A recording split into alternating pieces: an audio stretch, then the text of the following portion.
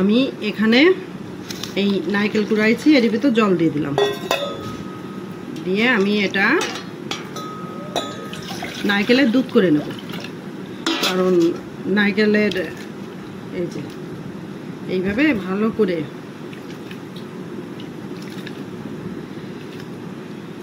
এইভাবে দুধ করে নিতে হবে, নিয়ে তারপরে এই ছাকনাটা ফেলে দিতে হবে, এটা রাখা যাবে না। দিয়ে তারপরে আমি পটলের ভিতর দিয়ে পটল রান্না করবো।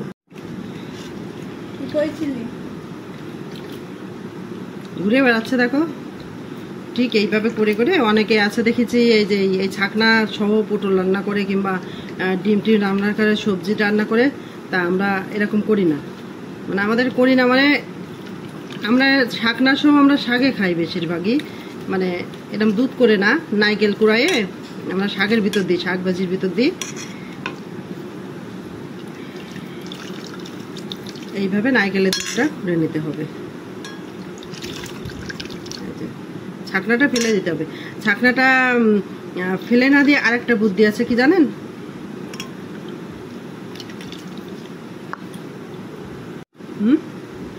বলছে যে এই নারকেলের ছাকনাটা কেউ চাইলে এই দুধটা যে কোনো ইসে খেতে পারবেন, নারকেলের দুধ এই যে এই যে কোনো তরকারিতে খেতে পারবেন। আর এই ছাকনাটা পেঁয়াজ দিয়ে, মরিচ দিয়ে, একটু রসুন দিয়ে আর একটু চালের গুঁড়া দিয়ে সুন্দর করে মাখে, ওই যে পেঁয়াজি ভাজে না, ওরকম পেঁয়াজি ভাজলে খেতে ভালো লাগে। কিন্তু শহরের পরে এসে এটা করেছে, আর গ্রামের বাসায় এটা ফেলে দেয়, কেউ খায় না। কিন্তু এটা পেঁয়াজি করলেও ভালো লাগে। এটা আমার দিদির কাছ থেকে শিখেছিলাম যে এটা দিয়ে এইভাবে পেঁয়াজিও খাওয়া যায়। না, আমরা খাই না, ফেলে দিই।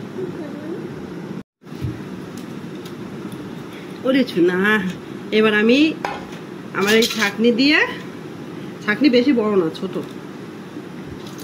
এই যে আমি দুধটা দেখেন এইভাবে ছাঁকে নেব। দেখছো দুধটা পড়ে গেল, তাহলে একটুও ছাঁকনি থাকবে না, মানে এই নারকেল থাকবে না। তখন আপনি পটলটা রান্না করলে খেতে ভালো লাগবে। আর ছাঁকনা থাকলে তখন ওই যে ছাবা ছাবা ছাবা ছাবা ধরনের লাগে, খেতে ভালো লাগবে না। তাহলে যাও, এইভাবে ফেলে দেবেন। অনেকে আছে যে পাটায় একটু ই করে নেই, বেটে নেই, তাহলে নারকেলের দুধ আর একটু বেশি বেরোয়। আমরা পাটায় খাটায়ও বাটি না, এইভাবেই করি যে যতটুকু বেরোয়। ও বলো মা, ও বলো এটা দিয়ে কিভাবে চুলা বানাই? প্রথমবার একটুখানি করে নিয়েছি, এবার আর একটু বেশি জল দেবো না, সামান্য একটু আবার জল দেবো, দিয়ে তখন আমি আবার এই যে এইভাবে করে নেবো। একটু ভালোভাবে চটকালে দুধটা ভালোভাবে এই যে বেরোয় আসবে।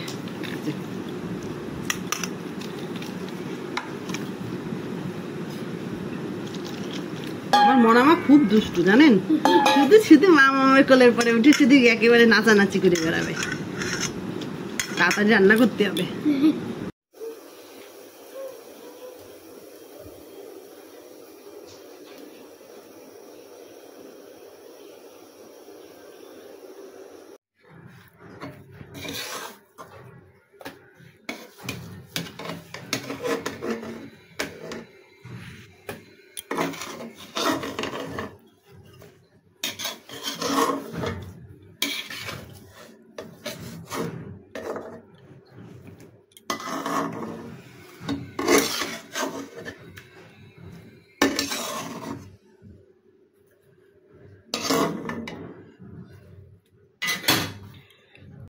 এখানে গোলমরিচ,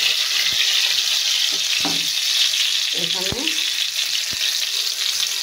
কালো জিরে, এটা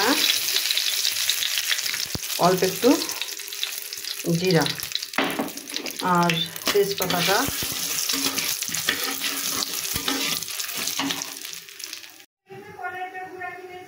এবার তেজপাতা, এবার শুকনো মরিচ।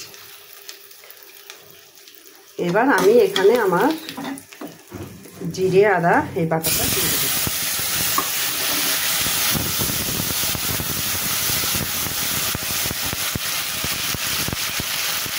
এখানে আমি একটু হলুদ ব্যবহার করব, একটু লবণ ব্যবহার করব।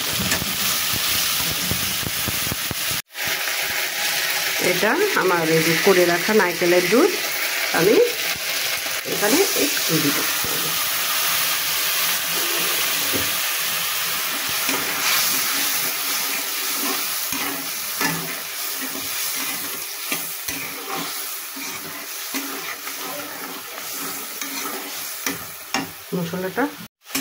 মশলাটা হয়ে গেলে আমি আমার এই পটল, এই ভিজে রাখা পটল দিয়ে দিলাম।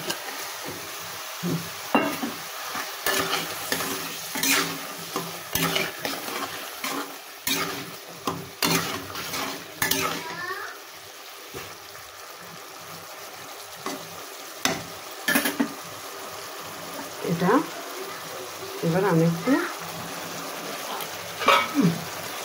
ঢেকে দেবো। যখন এরকম তৈরি করে কাজে আসবে তখন আমি আমার এই নারকেলের দুধটা এখানে দিয়ে দিব।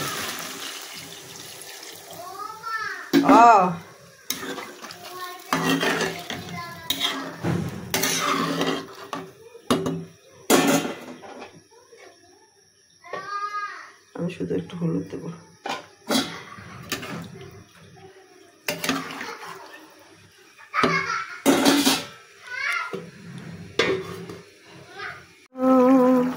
চিনি তুমি শুধু দিও বন্ধু।